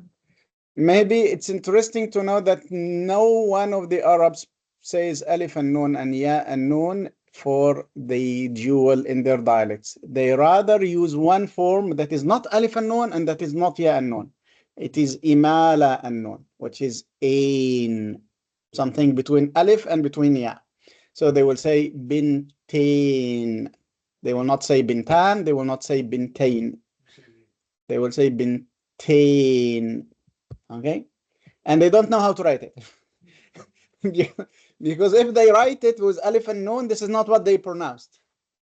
So they think that it is closer to ya and nun. So they would write it with ya and nun because it is not a complete like sharp alif. So your Egyptians would say raglain, which is two men with a ga. And you would say bintain, waladain, and everything ain. So without an or ain. And I've known that this is in all Arab dialects. They do not say because you know what, when you say you open your mouth. And when you say ain, you also use the muscles.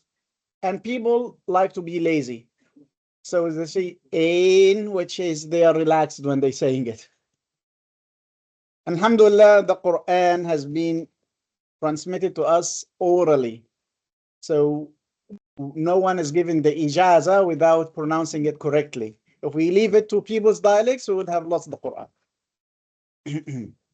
Right, let's look at the examples. These are different examples. Okay, come. قال رجلان من الذين يخافون أنعم الله عليهما. رجلان, the word رجلان here. Two men said. And so رجلان. This is in Surah Al-Ma'idah. ودخل معه السجن فتيان. Where is the jewel? فتيان. Okay, Surah Yusuf. Two young men. What is the singular? Fata. Yeah, this is what I wanted to tell you when I said alif maqsura. So if a word ends like this with fata, fata means a young man, and it ends with this. It's not a ya. This looks like a ya, but it is not a ya. We call it alif maqsura, which means that you pronounce it alif. You pronounce it alif, although you draw it something like a ya, but it is not a ya. A ya has got two dots underneath it. Yeah, fata. This is an alif, but is drawn in a similar manner like a ya. But a ya has two dots. Now, in the Quran, this form will be a ya. And if it is pronounced as an alif, there will be an alif drawn above it.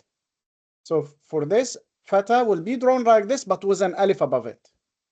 If there is no alif, then the Quran does not put dots.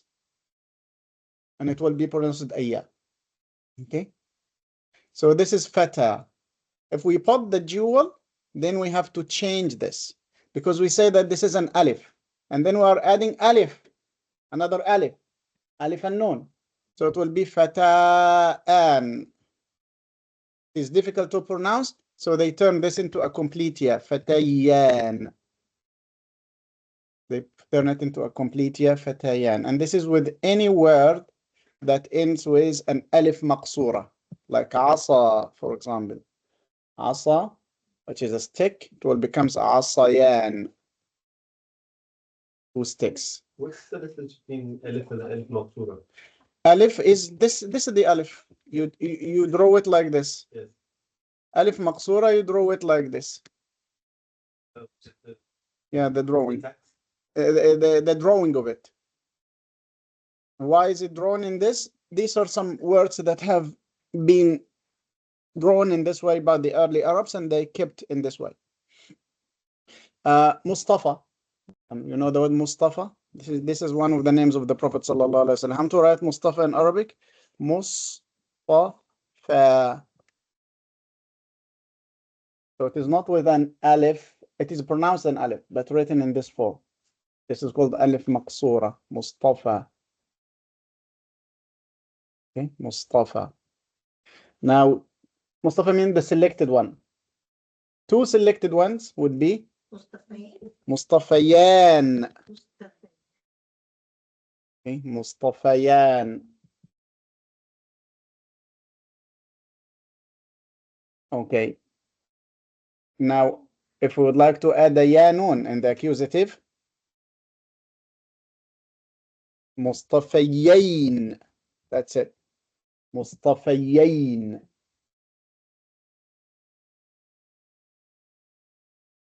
Because it is in the accusative. Yeah. Yeah, sure. So,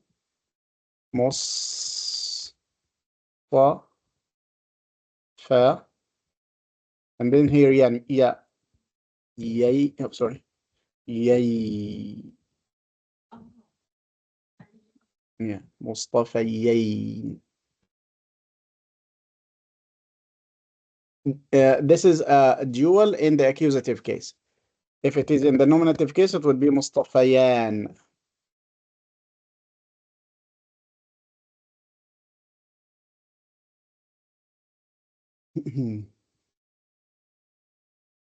We're getting back. So ودخل معه السجن فتيان. 2 young men entered with him the prison. Who is he? Yusuf alayhi salam. Because these are the ones who saw the dreams. Remember? فتيان. And we said that the marker for the nominative is alif and nun. So we don't worry about the dhamma, the fatha, the kasra now, because we have our own marker, which is alif and nun or ya and nun. That's why the nun itself is always with the kasra. The nun was always with the kasra, but because of all the examples that we said as separate words, we didn't pronounce the nun with the kasra. But in the context, we pronounce the nun with the kasra. قال رجلان من الذين يخافون. So the word rajulan is in the nominative case. Even there is a kasra, because the kasra is not relevant here. The marker for the nominative is the alif and nun. And the kasra here is just for the pronunciation of the nun. It is very important to note that the dual has got a kasra under the nun all the time, whether it is accusative or nominative or genitive. So rajulani, rajulayni. قال رجلان من الذين. But if I stop and say قال رجلان. Okay. Why is this important? Because when we come to the plural, we'll see that it ends also with the noon, with a waw noon or a ya noon. But the noon with the plural will have a fatha, always. So this will mark the difference between the two. If you have a noon maksura, this will be a dual. If it is with a noon maftuha, and they are the same in everything, this will be a plural when we come to the plural.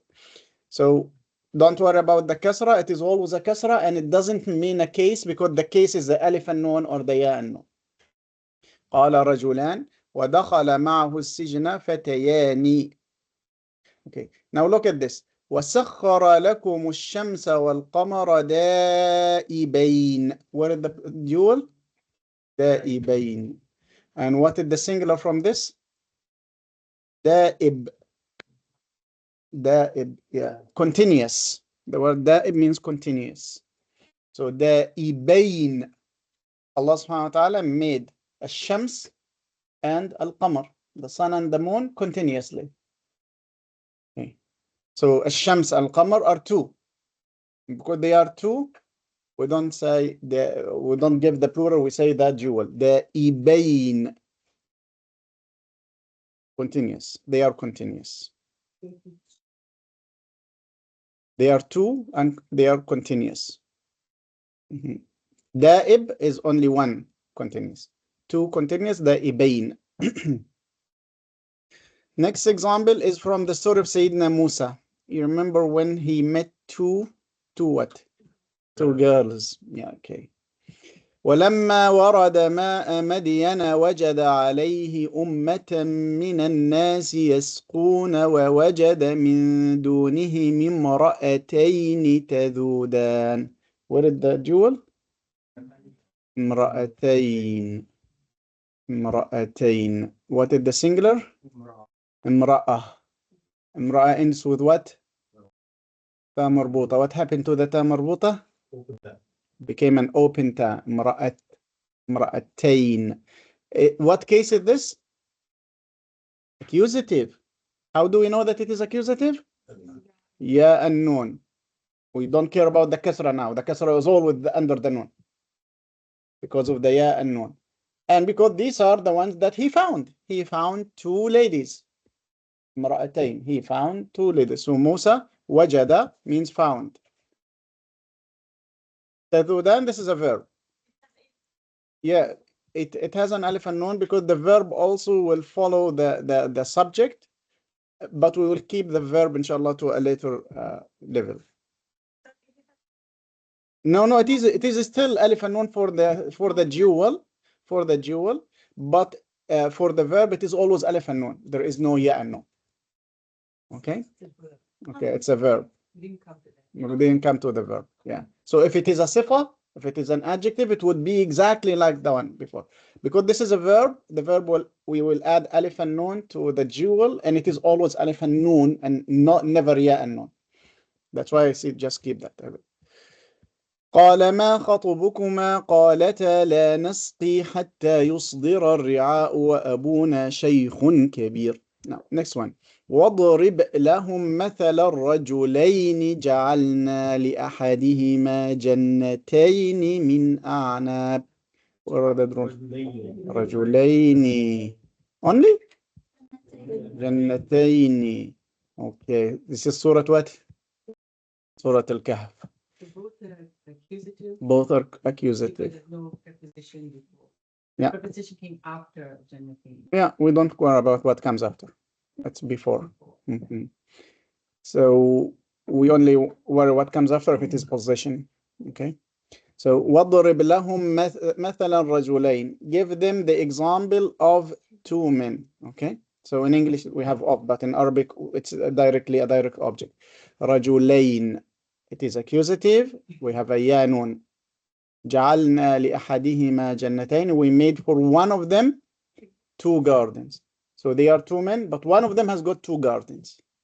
جنتين. And جنتين, what is the singular? جنة. Okay. فقضاهن سبع سماوات في يومين. Okay, the word يومين. What is the singular? يوم. Yes. 2 days. Allah subhanahu wa ta'ala created the heavens in 2 days. So P is a preposition here. So this would be genitive. Excellent. MashaAllah. ممتاز. في يومين. Genitive with a ya nun. Dual. في يومين. قد كان لكم آية في فئتين التقتا. فئتين. Two groups. What is the singular? فئة. Ends with what? تا مربوطة. تا مربوطة. Group. So two groups, they met. One was fighting for the cause of Allah and one was fighting for the cause of Shaitan. This is in Ghazwat Badr. فئتين.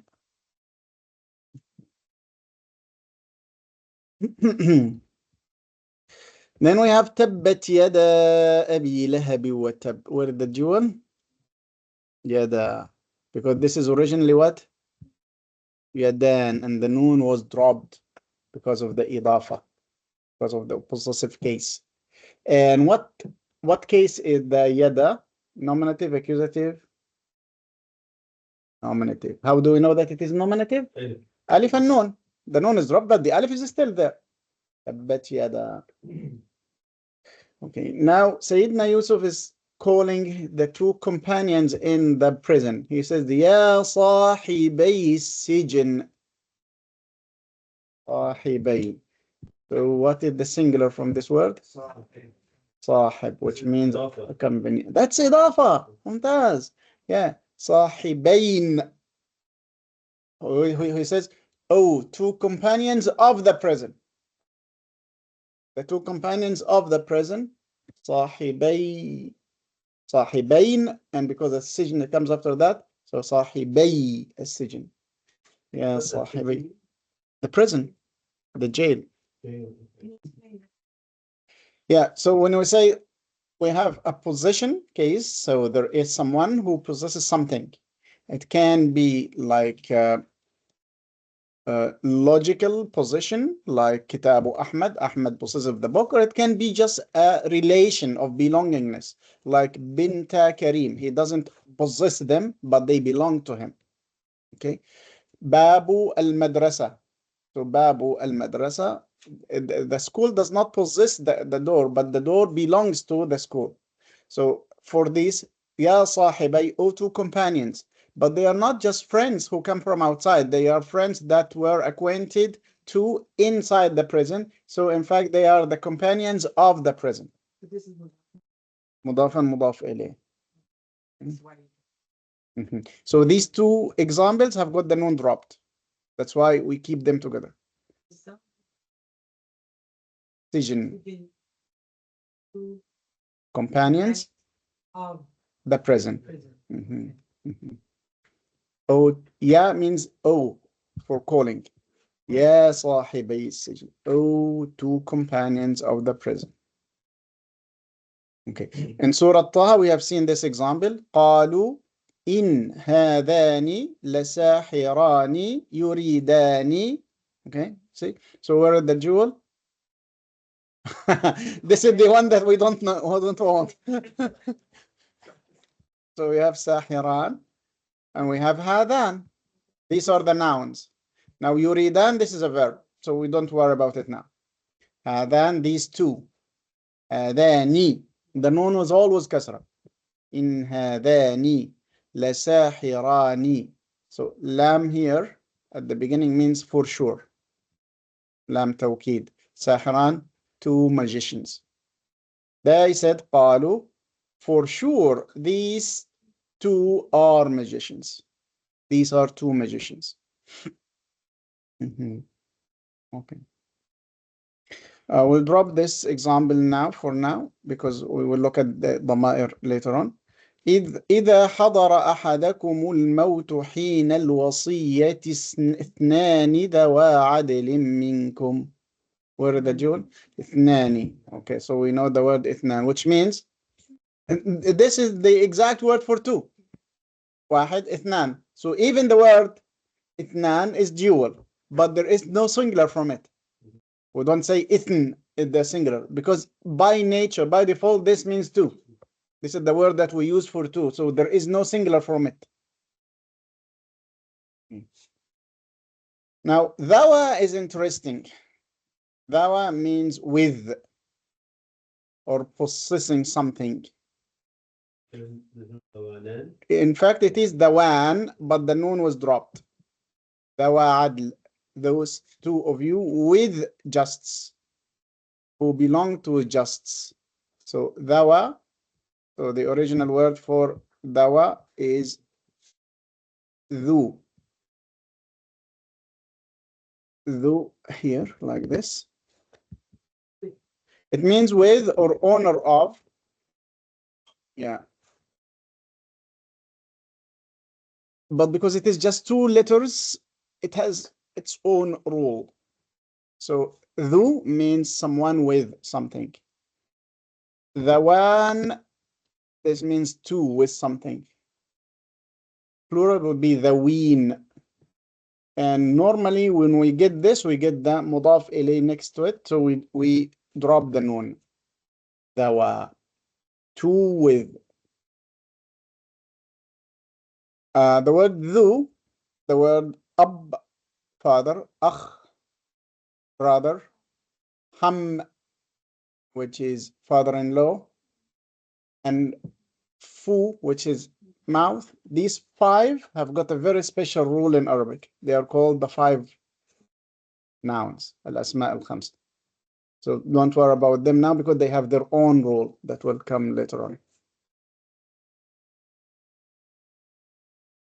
Still consider this more for Yeah. We said binta Karim, and then we said bintay Karim. Binta Karim, they met me. I met bintay Karim. Okay.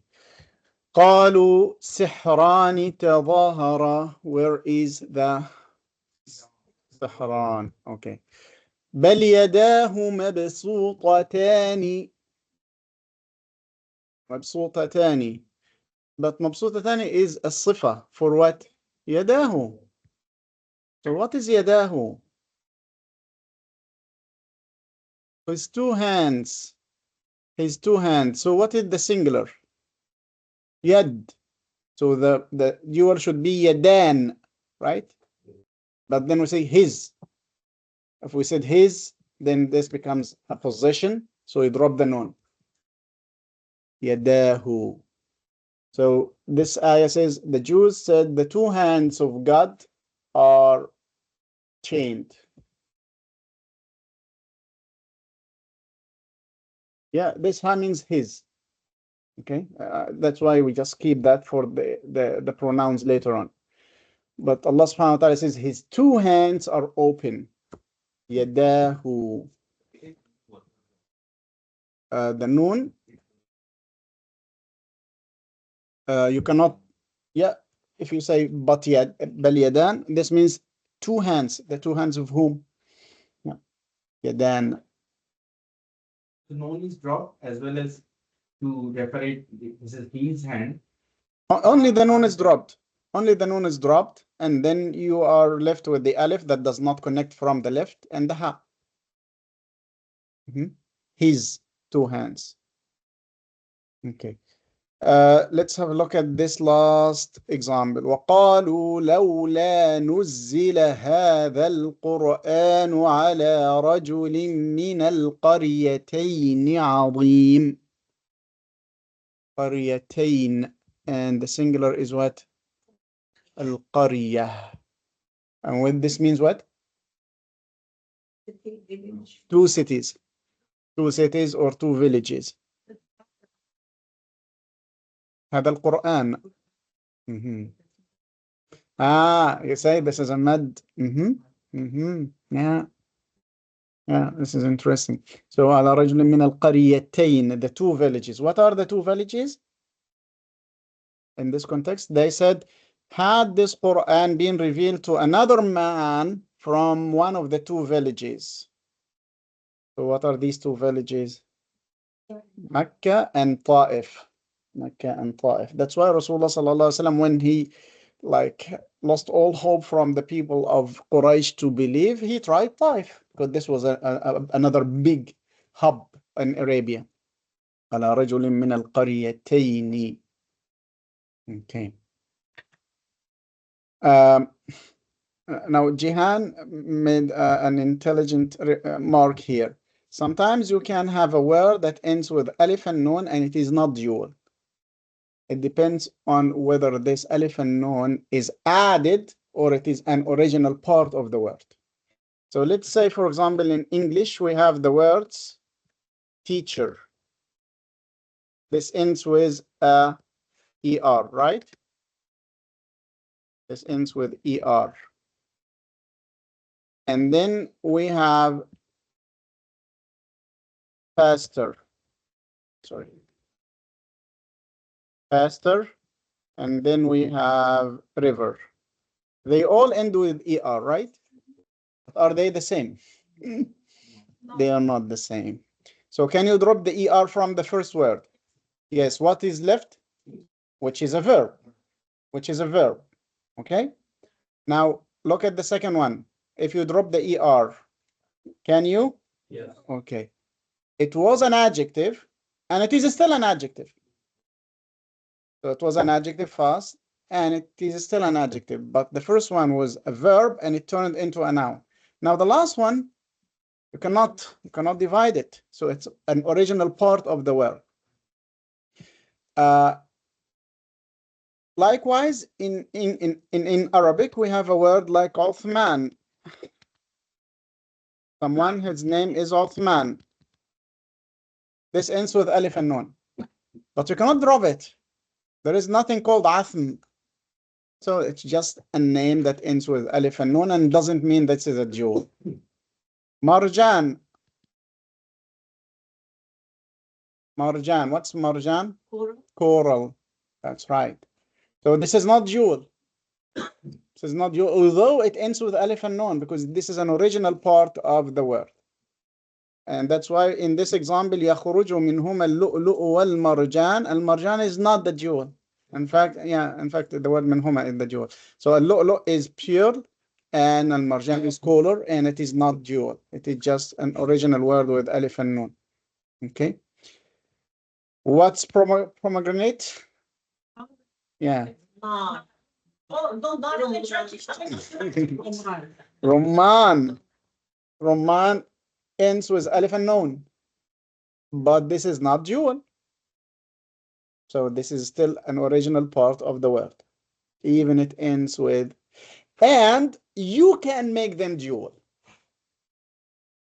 Yeah, but I mean, this is the name of a species or a big, so you need just first to get the singular. So the singular from Roman is Romana. Rumana. Rumana, one piece. And so two pieces would be Rumanatan. Rumanatan. Okay. So this will get you that jewel of it. Rumanatan. Okay. If you have two boys called Uthman, it will be ridiculous, but you can still say Uthmanan.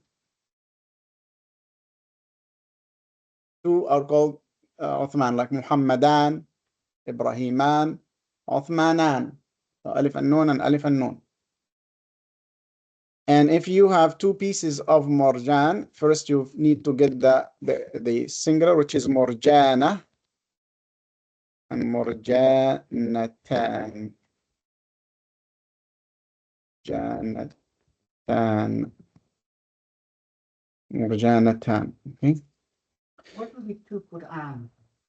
Qur'anan. Yeah. Qur'anan. Yeah, because the word Qur'an also it is an original part of the word. You say Qur'anan.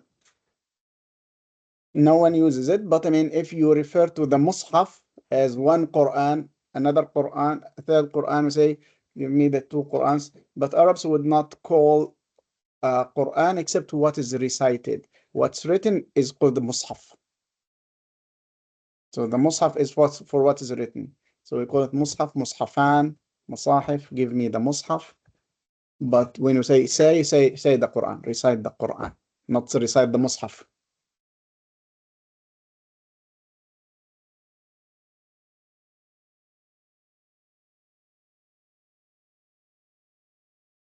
No, it is just the collective noun. It's a collective noun, which means that it is singular, but it refers to whole species, a group. Okay, that's why it's we call it ism jins. Ism jins in Arabic. You need to get it's like the uncountable in English. You need to get a piece of it first, and then you make it plural. Okay. So if we would like, for example, to speak about oil in English. When you say oils, these are different types of oil. But what is the singular? You don't say an oil, but you say a bottle of oil. So one piece of it. There is one word, however, that is known. You know the railway crossroad? This is called in Arabic mazlaqan. Mazlaqan, and this is singular. And this is yeah. Yeah. So if you pass by two of them, they will be called mazlaqanan. Intersection. Like intersection, yeah, but it is because it has, as she said, like two lines. Yeah, laqan. I don't know where they got the word from, but I mean it is an Arabic word, mazlaqan. Yeah, so we just mentioned this because the word morjan came, and morjan is not dual, it is plural. MashaAllah. So I said all of this because the book, in fact, in this lesson, it gets the dual and the plural together. But I thought that we need to have a full class for the dual, and then we keep the plural next. So we look at the examples for the dual here. Musliman, two Muslims. Ayatan, two verses. Yeah, two men ways. Rajulan. Okay. And let's see the other examples, because we will come back to this lesson for other examples. So he couldn't find like a lot of examples from the dual. That's why he just focused on the plural, but we focus on the dual in this. So in fact, in all of these examples, there is no dual. Except for some of the pronouns. So we may end with this, that subhanallah, remember that ana is I, right? And he would become huwa, and she would become hiya. Okay. Now for the dual, we have a dual. Okay. Now for us, when we speak, we don't have a dual. We have either one speaks or more than one, and so this becomes nahnu. So alhamdulillah, something has only a plural and a singular. But for these can be they too. So we have huma, and the plural is hum. For here, huma again, and the plural is hunna.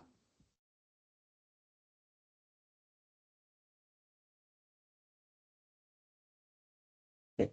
So alif and nun is the marker for the dual for content words, while here we have the whole word huma for the pronouns.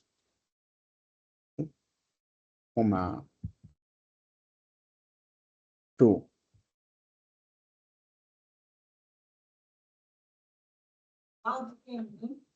Yeah, it's a fixed pronoun. Mhm.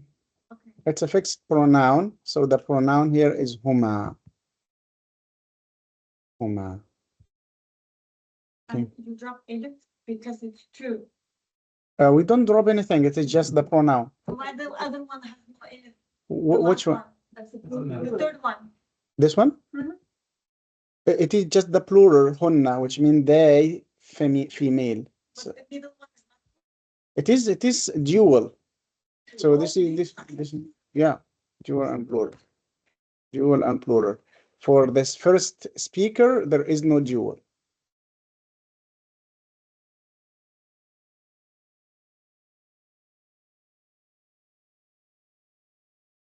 So first person, only singular and plural.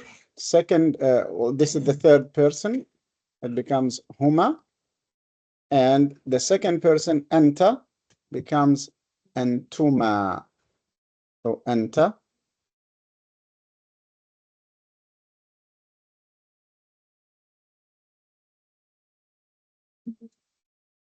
Becomes antuma. And then antum. And for a lady, anti, antuma, antuna.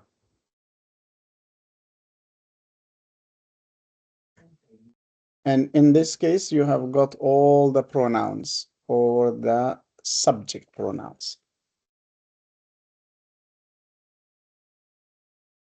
And we looked at them before, but this time we just focus on the dual of them.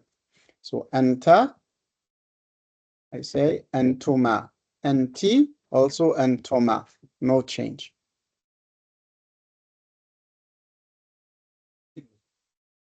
Like this is the second person.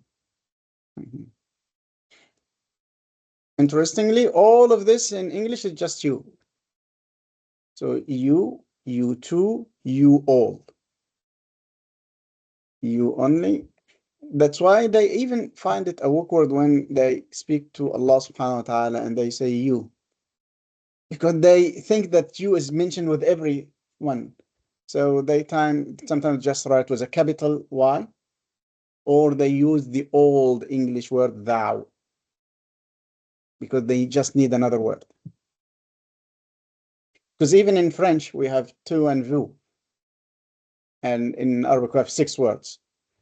But in English, we have just one word.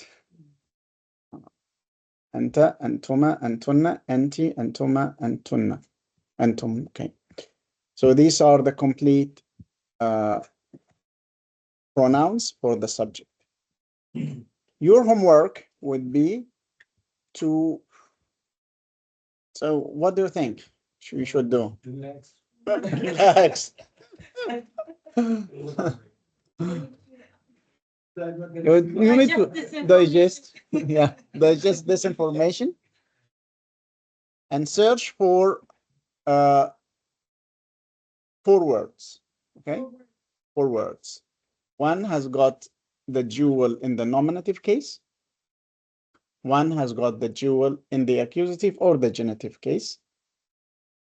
One has got the dual with an adjective following it. This is the third thing. And one has got the dual with idafa after it. Which is the position. Yeah. Okay. Adjective. Yeah, they are all dual. one dual nominative with alif and nun, one dual accusative or genitive with ya and nun, one dual in whatever case but followed with a sifa or an adjective, and one dual in whatever case but followed with possession. Yes. Yes. So in fact, you will just be practicing what we said today. Okay. Now for next class, because we will be in Ramadan, would you like to change the time to make it before Dhuhr? And would you like to shift it to online, or we keep in person? Because I know that especially sisters will need time to prepare food, and because it will be the early day of Ramadan. Inshallah, خلاص, let's start next week to have it online. And if it didn't work or if people change their minds, we can also always have a discussion on that. But it will be from 10 to 12, inshallah, 2 hours before Salatul Dhuhr. Will this work with you?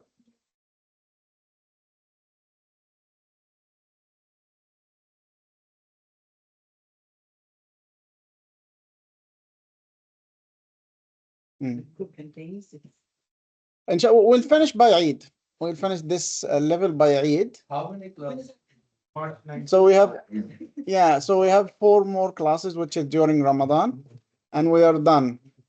And near to the end, inshallah, there will be a test for whoever would like. If you, it will be written, and it will be mostly multiple choice or fill in the gap. So not a lot of writing. Okay. It's like exercises in Exercise, like exercise in the workbook, mostly. Okay. Mostly. Yeah, and there will be like examples and samples before we do that, inshallah. After that, if you pass the test and you feel okay, you will be promoted to the higher level and you continue with us, inshallah. If you think that you don't want to continue, that's okay. We can give you a certificate of attendance, and that's okay. But we can continue level 1 again. If you find it teacher. Yeah, normally we keep repeating many things. Even in level 2, we will keep repeating and returning back to many things. We were having like 3 levels to finish the book, but I think now we will need to extend, so may make 5 levels. Yeah. No. Yeah. I think if it is like you are promoting for the higher level, you don't need to register because it is only you. But for the level 1, they need to register because we'll maybe like having overflow of people. After Eid, inshallah, we'll just see what will happen. Yeah. Now, you, inshallah, all of you will pass the test. I am sure of that. And we will be recording the halaqa or the lesson, inshallah, for those who didn't attend, so they will not miss, inshallah, a lot.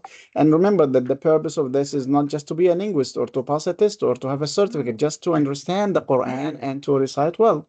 So if you think that you achieved this objective in a way that is satisfactory to you, that's good. If you still need more and this opens your appetite to delve deeper into the language of the Quran, you're welcome to come and have it with. And as I said, we'll be repeating many of this. So we talked about the pronouns and we talked about them before. And idafa, I talked about it from the first day and I'm keeping repeating it.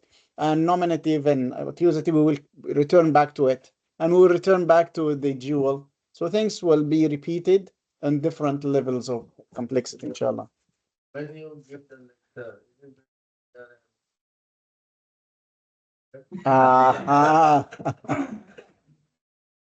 You said verbs are going to be the next level, right? Yes, yeah, because verbs. we are still on the level of the nominative sentence, because I mean we are doing a lot of the masculine and the feminine, the singular and the plural, and the dual, and the cases, and the agreement. These are basics that we cannot just leave without. And when we come to the verbs, we don't want to be struggling with the nouns anymore. We just go to the verbs, inshallah. So if this is all, if you have any more questions, I can answer, inshallah, them. If not, this will be the end of our class. Just to follow up on brother's question, are you planning to take a break between level 1 and level 2, or just continue? I think there will be a break because it depends on my availability. I will be finishing my program and I will be starting practicing as a psychotherapist. So it depends on the workload that I will get. Because this will be like my main job. Dr. Hunter, I have a question Yes. related to your psychotherapy. Nice and interesting. I remember you have given a session Mm. on psychotherapy and spirituality Mm. technique, and then I requested Mm.